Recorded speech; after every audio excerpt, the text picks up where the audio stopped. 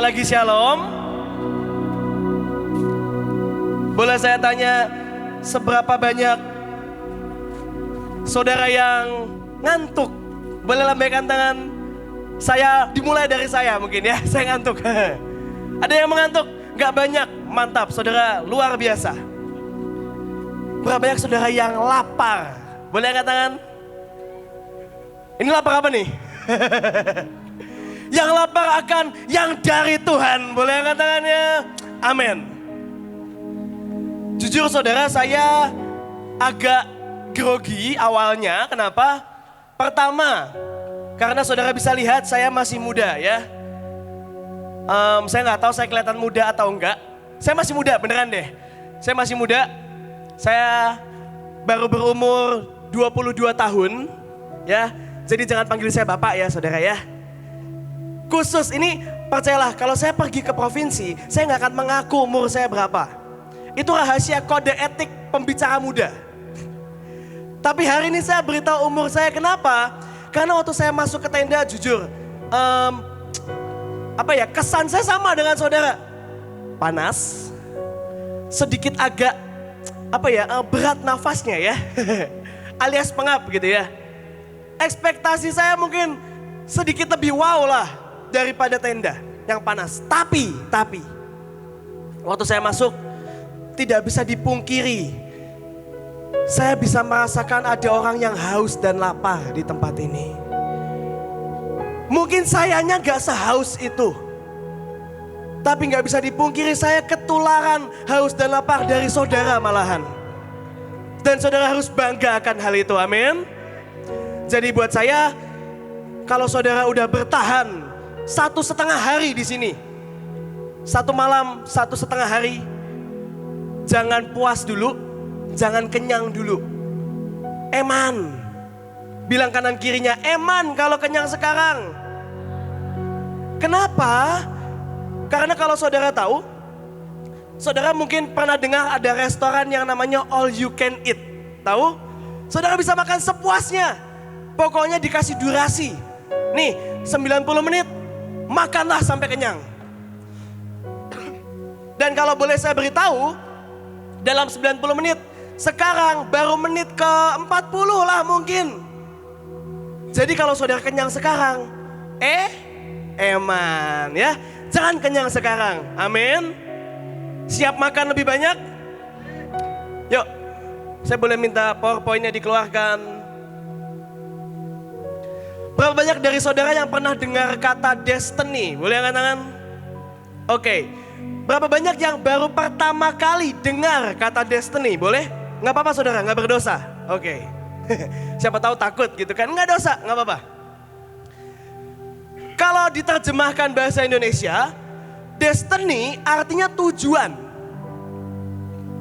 atau destinasi.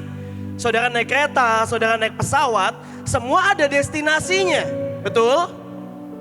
Kalau saudara naik pesawat, destinasinya nggak jelas, saudara nggak akan nyampe ke sini. Nah, dalam hidup sama. Kalau hidup kita nggak jelas arahnya mau kemana, seperti yang saya bilang di awal, eman.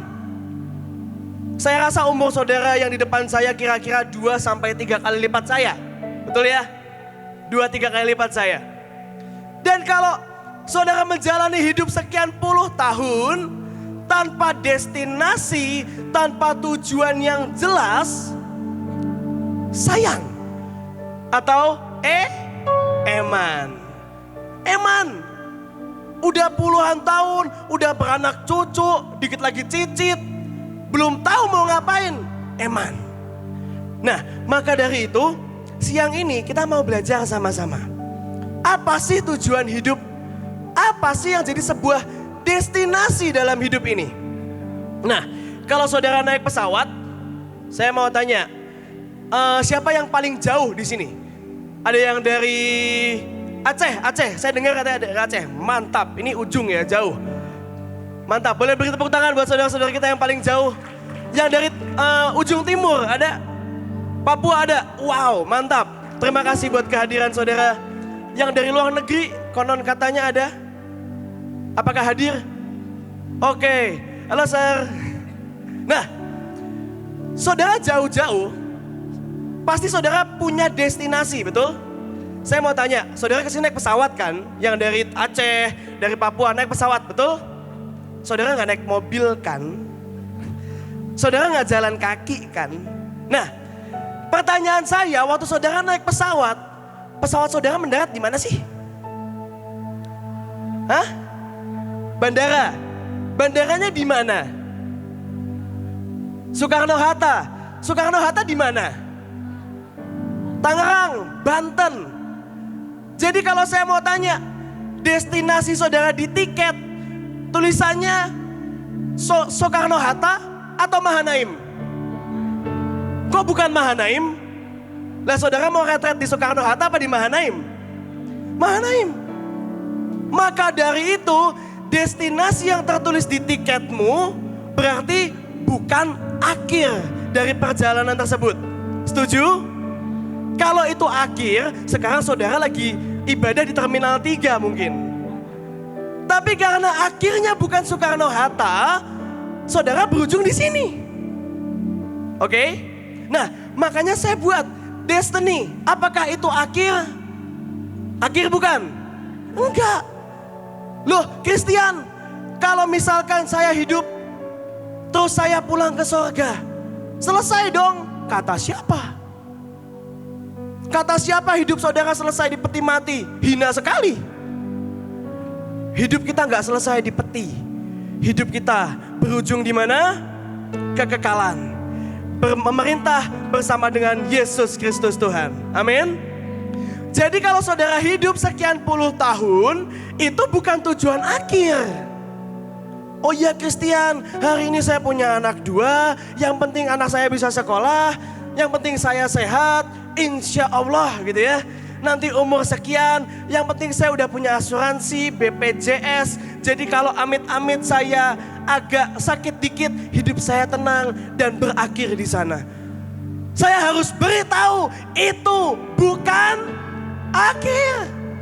Kenapa? Saudara lihat name tag saudara. Let's shine. Yuk baca sama-sama. 1, 2, 3. Let's shine. Kalau saudara berujung di peti mati, itu nggak bersinar. Peti kan gelap ya. Nggak bersinar.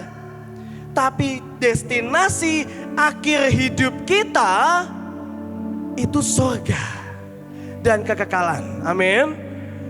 Pertanyaannya, oke, kalau akhirnya surga, terus kita ngapain di sini? Kalau akhirnya surga, kita ngapain di sini? Nah, ini jawabannya. Karena destiny bukan akhir, tapi perjalanan mengikut Tuhan. Saudara di tempat ini, saudara hidup sekian puluh tahun, bukan untuk buang-buang waktu. Tapi untuk apa sih? Untuk kita jalan dan mengalami Tuhan sama-sama. Jadi kalau pelayananmu adalah akhir, oke lah Christian, yang penting saya ikut retret Bahtera, saya kembali ke provinsi, ya saya sudah catat khotbahnya, supaya saya bisa khotbahkan dengan pasukan saya, itu akhir. Sayang, eman, terlalu minim untuk jadi ending. Saudara pernah nonton film kan? Endingnya pasti maunya yang keren kan? Nah sama, next. Ini kok jadi nempel semua ya tulisan saya? Gak apa-apa. Tak bacain. Perjalanan mengikut Tuhan. Nah, selama kita semua hidup, selama kita hidup, gak tahu lah umur saudara berapa gitu ya. Selama saya hidup 22 tahun, ini adalah perjalanan kita bersama mengikut Tuhan. Sebelum kita sampai kepada panggilan kita yang sesungguhnya. Panggilan kita yang sesungguhnya apa? Memerintah bersama dengan Yesus Kristus Tuhan. Amin. Kalau hari ini saudara diajarin peperangan rohani, itu buat apa sih? Supaya waktu saudara kembali ke sorga, saudara bisa perang sama Tuhan. Kalau di bumi saudara gak pernah peperangan rohani, sampai ke destiny akhir, destinasi akhir di sorga, Tuhan Yesus bawa pedang, saudara kaget. Loh Tuhan kok bawa pedang? Bukannya ayatmu berkata gada dan tongkat? Ya siapa suruh saudara nggak belajar perang? Tuhan kita kan juga panglima perang. Nah, itu adalah bentuk dari perjalanan mengikut Tuhan. Karena kalau saudara nggak pernah mengalami di sini, sampai surga saudara kaget. Waktu sekolah minggu pasti saudara pernah dengar. Di sekolah minggu sering dikatakan begini. Nanti di surga kita 24 jam memuji menyembah Tuhan. Pernah dengar begitu? Itu adalah kata-kata orang yang kurang perjalanan dengan Tuhan, ya. Kenapa? Karena kalau orang jalan dengan Tuhan, dia akan mengalami banyak. Enggak cuma muji nyembah. Ada peperangan, ada karunia, ada mengalami cinta, ada mengalami anugerah, pengampunan. Itu semua hanya dialami selama kita berjalan napak bumi. Karena setelah kita kembali ke destinasi akhir, saatnya kita praktek. Jadi semua yang saudara pelajari di sini bukan semena-mena pelajaran untuk 1 tahun. Semua yang saudara pelajari sekarang bukan semena-mena pelajaran, oh ini topik 1 bulan. No. Yang saudara pelajari sekarang adalah pelajaran bekal untuk kekekalan di sorga nanti. Amin. Tadi contoh. Saudara sudah dapat tema, tadi pagi apa sih temanya? Bebas dari kemiskinan. Itu topik penting untuk di sorga. Kenapa? Di sorga gak ada orang miskin. Kalau saudara nyampe sorga masih miskin, emas. Nanti saudara jadi norak di sorga, bener. Emas jalannya dicongkelin gitu. Makanya dari di bumi kita latihan jangan miskin dulu. Contoh lagi, saudara udah terima pelajaran apa selama 1 malam? Coba, Ibu belajar apa Bu kemarin Bu? Salah satu temanya apa? Berdiri untuk bangsa. Saudara kembali ke sorga, saudara harus perang untuk bumi yang baru. Kalau saudara nggak di sini aja kita nggak berdiri, di bumi baru saudara mau ngapain? Kan memerintah, kalau saudara nggak pernah belajar berdiri bagi bangsa dari sekarang, nanti saudara nggak bisa memerintah. Nah maka dari itu, semua yang kita pelajari sekarang, ini bekal perjalanan sampai ke destinasi akhir. Amin. Nah terus destinasi kita seperti apa? Lanjut. Oh, jangan dulu, lupa dibacain yang bawah. Tapi dalam perjalanan, seringkali kita gagal. Seringkali kita jatuh bangun. Seringkali kita nggak bisa lihat Tuhan tuh mau apa sih dalam hidup saya. Pokoknya kan taunya yang penting saya berdoa toh. Pokoknya taunya yang penting saya hidup baik-baik kan. Yang penting saya nggak dosa kan. Maaf saudara, seringkali kita nggak tahu jalannya. Banyak orang berkata, Christian, saya nggak mungkin dipakai Tuhan, saya jatuh bangun dalam dosa.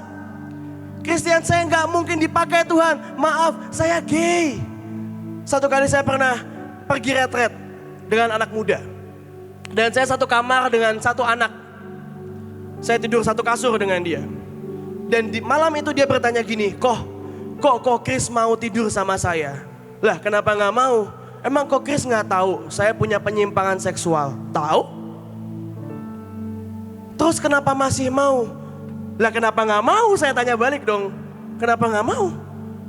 Tuhan Yesus mau peluk saya. Masa saya nggak mau tidur sebelah kamu? Dan banyak orang yang terjebak dengan itu. Padahal sekali lagi saya mau bilang, apa yang saudara alami hari ini itu bukan akhir. Jadi kalau hari ini saudara bergumul dengan kemarahan, tenang, itu bukan akhir. Di sorga gak ada pemarah. Kalau hari ini saudara bergumul dengan perzinahan, tenang, Tuhan akan buat saudara menang. Dan sampai sorga, saudara akan jadi sangat kudus. Bahkan mulai dari sekarang. Kalau saudara bergumul dengan kemalasanmu, tenang, saudara berdoalah. Kenapa? Karena Tuhan akan buat engkau mengalami kemenangan dari kemalasan. Dan saudara pulang ke destinasi akhir, saudara jadi orang yang rajin banget di sorga. Alkitab mencatat, Petrus menyangkal. Tapi apakah itu akhirnya? Bukan. Saudara buka Kisah Para Rasul 1. Para Rasul menantikan Roh Tuhan. Masuk Kisah Para Rasul 2. Petrus sudah khotbah. Kenapa? Karena menyangkal 3 kali. Gak pernah jadi akhir hidup Petrus. Simpson buta. Ini khotbah Kobevis tadi malam di Youth. Simpson buta jadi pelawak.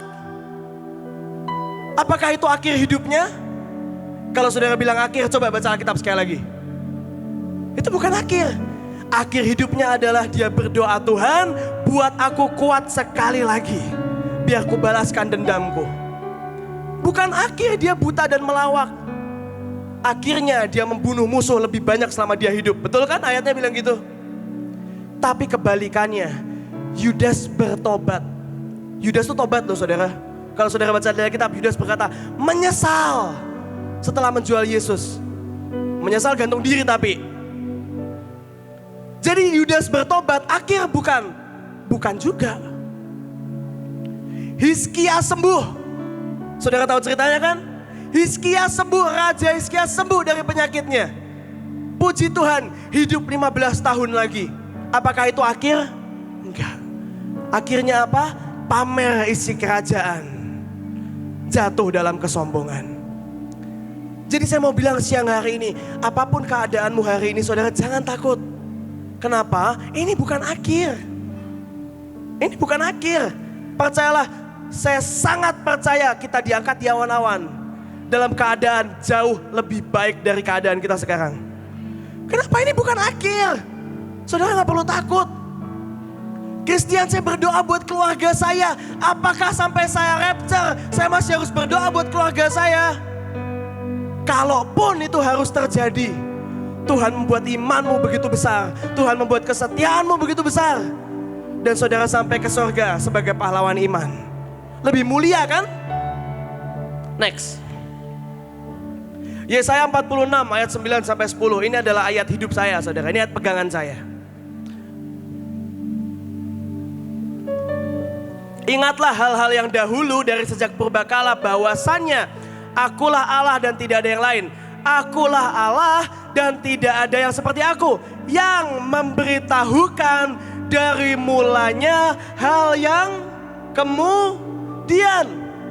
Dan dari zaman purbakala apa yang belum terlaksana, yang berkata keputusanku akan sampai dan segala kehendakku akan kulaksanakan. Gak beda jauh dengan saudara, saya juga sering takut menghadapi hidup. Tapi saya pernah dapat sebuah statement yang berkata begini, God direct my life. Hidup itu seperti film. Tuhan yang jadi sutradaranya. Saudara pernah lihat film ada penjahat ngumpet di belakang pintu, terus orang baiknya mau masuk pintu, terus saudara akan teriak-teriak, awas! Orangnya tahu gak sih ada penjahat? Ya tahulah, kan film. Sama saudara. Saudara pulang provinsi harus menghadapi provinsimu, harus mendoakan daerahmu, harus mendoakan Aceh sekali lagi. Tenang, itu filmnya Tuhan. Dan Tuhan itu sutradara yang baik, lakonnya pasti menang. Amin. Tuhan menentukan dari mulanya. Terus apa yang ditakutkan? Ada skripnya, jelas naskahnya. Kayak saudara main drama sekolah minggu aja gitu. Jelas naskahnya. Lanjut, Mazmur 139. Sebab engkaulah yang membentuk buah pinggangku, menenun aku dalam kandungan ibuku. Aku bersyukur kepadamu oleh karena kejadianku dahsyat dan ajaib. Ajaib apa yang kau buat, jiwaku benar-benar menyadarinya. Apa yang mau ditakutkan kalau Tuhan yang bentuk tangan Tuhan yang bentuk hidupmu sendiri? Saya percaya Tuhan Yesus bukan buruh pabrik yang punya human error. Saya percaya tangan Tuhan gak bisa malfunction, gak bisa malfungsi seperti alat pabrikan. Karena kita gak dibuat pabrikan, kita dibuat dengan tangan Tuhan. Amin. Lanjut. Nah ini dia, saya terjemahkan langsung. Lewat persekutuan kita dengan Kristus, kita sudah ditentukan sebagai pewaris. Bahkan before we were even born, bahkan dari sebelum kita lahir, He gave us our destiny. Dia memberikan destiny kita. Jadi sebelum saudara berdiri buat provinsimu, bahkan saudara belum pernah tahu bahtera, saudara masih ngemut jempol, masih ngompol, belum lahir, orang tuamu belum ketemu tuh loh. Nih, He gave us our destiny. Dia memberikan destiny kita. Kalau boleh saya gambarkan, destiny itu gini saudara. Kalau boleh saya gambarkan ya, mungkin saya tahu Tuhan punya gambaran lebih baik. Di sorga, Tuhan punya slot. Saudara tahu slot? Tempat kosong. Dan udah ditentukan. Yang ini buat Kak Efrat. Nah, mana Kak Efrat? Tadi yang main musik. Nah, nih. Yang ini buat Kak Efrat. Yang ini buat Deborah. Oh, adik saya di sini. Yang ini buat siapalah yang saya tahu namanya. Ada Lady. Itu slot yang Tuhan tentukan. Nanti ibu yang ini tak taruh sini untuk memerintah di bumi baru. Ibu yang ini tempatnya di kakiku aja lah. Dia cinta aku soalnya seperti Maria. Wah, bapak yang ini gagah perkasa. Ini slotnya perang paling depan sama Tuhan di Armageddon. Wah, kita punya slot di sorga. Dan kalau Tuhan kirim kita ke bumi sekarang dan kita akan kembali untuk apa sih? Kembali ke slot kosong yang Tuhan sudah tentukan buat kita. Makanya Alkitab berkata, rumahku besar. Aku ada untuk bukain kamar, bukain slot buat kita semua. Dan marilah hidup yang sekarang ini latihan saudara. Hidup yang sekarang ini latihan. Jangan nyerah sekarang, jangan kenyang sekarang, jangan hopeless sekarang. Ini latihan. Sebelum kita kembali mengambil jabatan, mengambil kursi yang Tuhan berikan buat kita di sorga nanti. Amin. Next. Lah ini kok begini tulisannya. Yunus 1 ayat 3, saya akan tutup dengan ini. Yang jadi problem adalah banyak anak Tuhan yang berpikir bahwa hidup udah ditentukan Tuhan, nasibnya. Buat saya dalam kekristenan tidak ada nasib. Saya tidak percaya dengan yang namanya nasib dan takdir. Kalaupun ada yang namanya nasib dan takdir, cuma satu, yaitu kembali kepada Bapa. Tapi banyak orang dunia yang berkata, ya aku miskin, nasib. Aku susah, nasib. Saudara, yang harus kita semua tahu adalah Dia datang ke bumi. Kan kita baru merayakan Natal kan bulan lalu. Dia datang ke bumi dengan sebuah misi. Apa misinya? Mengubah nasib kita jadi destiny yang lebih baik dan paling baik, paling luar biasa. Tapi banyak orang, nasib aku miskin. Udahlah, nasib provinsiku memang alot. Saya juga pegang provinsi saudara. Mungkin beberapa dari saudara kenal pasukan dari Mahanaim gitu ya. Kenal si A, ini yang membawa saudara ke sini. Sama, saya juga PIC provinsi. Saya provinsi Jawa Barat. Selama sekian bulan saya tenang provinsi Jawa Barat. Adem ayem Jawa Barat. Provinsi lain gempa, oh ya kita doakanlah. Oh Krakatau, banyak nabi-nabi yang dapat berbahaya. Saya tenang.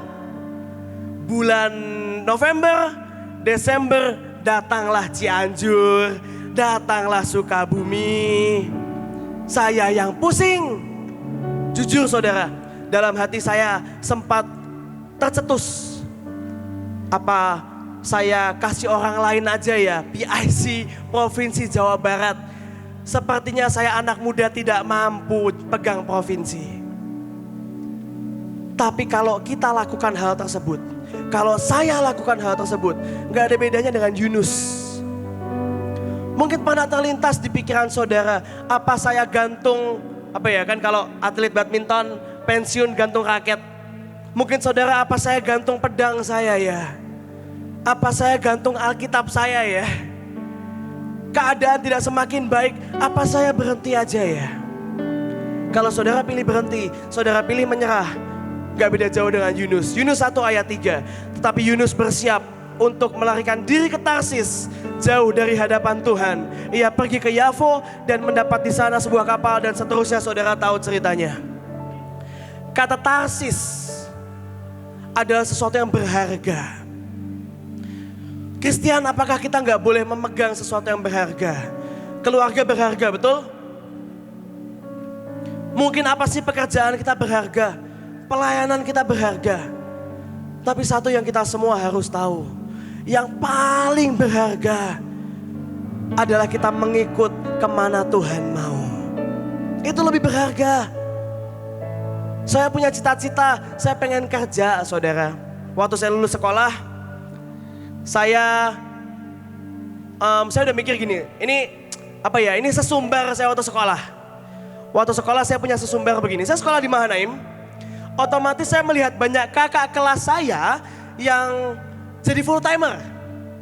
Jadi kalau saudara lihat pelayan-pelayan di Mahanaim, itu kebanyakan full timer, lulusan Mahanaim juga. Saya pernah sesumbar, amit-amit lah jadi full timer. Saya mau kerja baik-baik, udahlah. Keluarga saya semua pengusaha keren, sukses semua. Kenapa saya harus jadi full timer? Kalau mau saya runtutin ya saudara, orang terakhir dalam lurusan generasi saya yang jadi hamba Tuhan itu kira-kira 5 angkatan di atas saya. Jadi gak ada yang jadi hamba Tuhan, gak ada. Semua pengusaha. Jadi buat saya, sudahlah, saya sesumbar. Ngapain jadi full timer? Ngapain pelayanan? Ya pelayanan weekend saja. Saya bersyukur datanglah pemimpin saya Pak Joshua Christian. Beliau chat saya. Chatnya berkata begini, saya ingat itu adalah saya pulang kuliah. Waktu itu masih semester 1. Saya pulang kuliah dan pemimpin saya chat begini, Christian, mau nggak kamu full time? Ini pertanyaan yang berat buat saya jawab sejujurnya saudara. Kenapa? Ya kan saya udah sesumbar, saya nggak mau full time. Tapi saya nggak bisa pungkiri ya. Saya nggak bisa pungkiri daging saya lemah ya. Daging saya nggak mau. Jiwa saya nggak mau ya. Tapi saya nggak bisa pungkiri ada Roh Kudus di dalam yang berkata, kamu tahu kok kamu harus jalan kemana. Ya masa saya mau pura-pura nggak tahu gitu kan? Ya bodoh juga. Ya udahlah. Saya cuman oke kok Jos. Gak mikir panjang, oke kok Jos. Tapi jujur saudara, sejak saya full time sampai hari ini, saya melihat hidup saya, ini adalah sejak saya full time ya. Saya mungkin full time dari sekitar 2017, 18. Ini adalah 5 tahun terbaik seumur hidup saya. Kenapa bisa begitu? Kenapa bisa begitu?